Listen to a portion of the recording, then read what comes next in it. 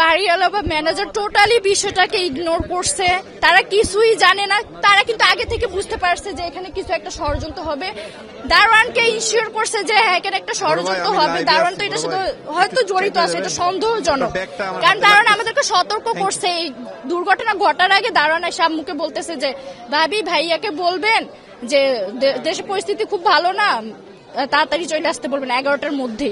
এ কথা বলে সে 2 মিনিটের মধ্যে গেটে তালা লাগাই দেয়। 10:40-এর দিকে আব্বু আয়েশা বাইক নিয়ে এখানে আসছে, সন্ত্রাসীরাও আসছে, ও গেট খুলে নাই। সন্ত্রাসীর ইচ্ছা মতো কোপাইছে, আব্বুর মাল সামানা শেষ সম্বল যা ছিল তার নিয়ে চলে গেছে। 1 লক্ষ টাকা ছিল ক্যাশ নগদ 1 লক্ষ টাকা। আব্বুর অবস্থা খুব ভালো না। আপনারা তো জানেনই 4টা গুলি আর 2টা কোপ খাইলে কিরকম একটা মানুষের অবস্থা হইতে পারে বুঝেন। প্রচুর রক্তক্ষরণ হয়েছে, প্রচুর ব্লিডিং হয়েছে, ওনাকে রক্ত দেওয়া হয়েছে। ইভেন এখনো একটা গুলি তার বডিতে আছে। ডক্টর বলছে আলট্রাসাউন্ড করার পর আমাদেরকে ইনশিওর করবে যে বডি ঠিক কোন জায়গায় বুলেটটা লাগছে। ওনার এখন আলট্রাসাউন্ড করা হয়নি, করবে। এখন লাইফ সাপোর্টে আছে। যে আমাদের দেশে আইনকে বলবো যে এটার বিষয়ে যেন গাফিলতি না করে, কারণ এটার বিষয়ে যদি ওনারা গাফিলতি রাখে করে, উপযুক্ত তথ্য প্রমাণ সবই আছে, এরপরও যদি গাফিলতি করে তাহলে একটার পর একটা ঘটনা ঘটতেই থাকবে। আমরা দেশের মানুষ কিন্তু সুস্থ শান্তিতে থাকতে পারবো না। আনোয়ার ভাই কিছুদিন আগে, গত 1 সপ্তাহ আগে আমার কাছে সংগঠনের সভাপতি হিসাবে কি করণীয় উনি আমার কাছে হেল্প চাইছিল। তা আমি বললাম যে ভাই আসলে ঘটনা কি। উনি বলছে যে সন্ত্রাসীরা আমার কাছে চাঁদা দাবি করছে, অলরেডি বিভিন্ন নাম্বার থেকে আমি কিছু টাকা দিচ্ছি, কিন্তু এখন এই মুহূর্তে আমি কি করব। তখন ওনাকে বললাম ভাই আপনি একজন সচেতন ব্যক্তি হিসাবে তাদেরকে কেন টাকা দিচ্ছেন, আপনি এই মুহূর্তে পর্যন্ত টাকা দেওয়া বন্ধ রাখেন এবং প্রশাসন এবং কারা কারা কোন নাম্বার থেকে আপনাদেরকে টাকা চাচ্ছে ওই নাম্বারগুলি প্রশাসনের কাছে দেন। আমার মনে হয় ওই একটা ক্লু হইতে পারে। তারা ক্ষিপ্ত হয়ে যখনই তাদেরকে চাঁদা দেওয়া বন্ধ করছে, ওইটা থেকে ক্ষিপ্ত হয়ে তারা এই কাজটা করতে পারে, এটা আমার একটা আইডিয়া।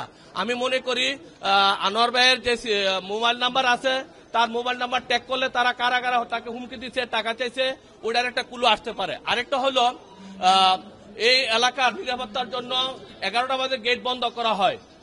গতকালকে কেন 10:30 বাজে গেট বন্ধ হইল? নিশ্চয় এখানে পূর্ব পরিকল্পিত হিসাবে বাড়ির দারোয়ান জড়িত থাকতে পারে, এটা আমাদের একটা সন্দেহ। এই রিস্কটা দূর করার দায়িত্ব কার? এই রিস্কটা দেখার দায়িত্ব হচ্ছে প্রশাসনের।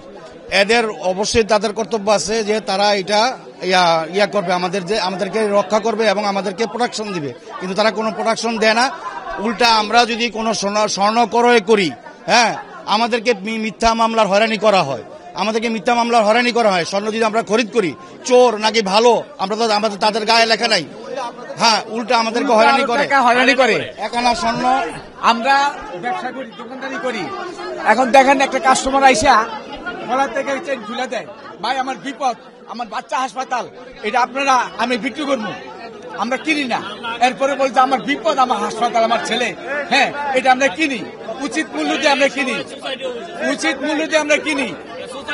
তারপরে দেখা গেছে হ্যাঁ চোর ধরা পড়ছে, এই পুলিশ হয়ে আমাদেরকে ফাঁসাই দেয়। হ্যাঁ এটা বলে না যে তাদের অপরাধ কি, আমরা তো জানি না, ওনার গাড়িতে লেখা নাই চোর। এরপর আমাদের ভাষায় টাকা পয়সা নিতে চায়, বিভিন্ন মামলায় হয়রানি করে আমরা কোনো প্রোটেক্ট পাই না। আমরা চাই, আমাদের জোরো দাবি যে আমাদেরকে আইনি ভাবে আমাদেরকে প্রোটেক্ট করা হোক। আমরা যে ব্যবসায়ী, স্বর্ণের ব্যবসায়ী, হ্যাঁ আমাদের এই স্বর্ণের ব্যবসায়ীর একটা মর্যাদা আছে, সেই মর্যাদা আমরা পাইতেছি না এবং আমাদের আইনি ভাবে, সরকারি ভাবে আমরা কোনো প্রোটেক্ট পাই না।